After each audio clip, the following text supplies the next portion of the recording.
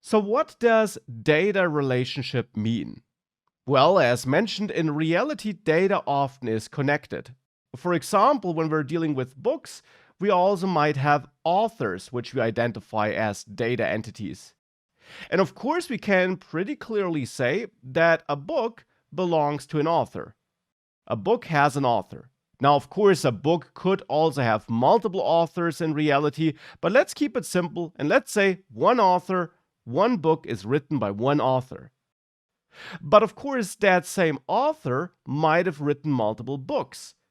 For example, Harry Potter is written by J.K. Rowling, but J.K. Rowling wrote multiple Harry Potter books and also a couple of other books not related to Harry Potter at all.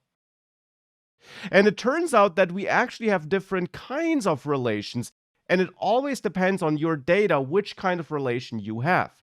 Here, we would have an example for a so-called one-to-many relationship, because one author has many books, at least potentially, but one book is written by one and the same author. And that's how data is connected, and that's one kind of connection, one kind of relationship. But there are different kinds of relationships.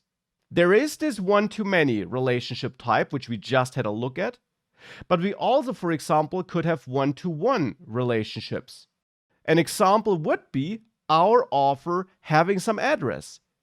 One author has one address where he or she lives, and that address belongs to that author. Of course, you could argue that one address could hold multiple people and so on, but if you want to keep it simple, we can say that in a lot of cases, one author has one address and that address holds only that author. We also could have many-to-many relationships. So that one book, for example, can be published in many countries. But of course, if we take the perspective of a single country, that country could have published many books. So that's many-to-many. One book, many countries, one country, many books. And these are the three main kinds of relations which we can identify no matter what we're building. Now, you don't always have all three kinds of relationships in your projects.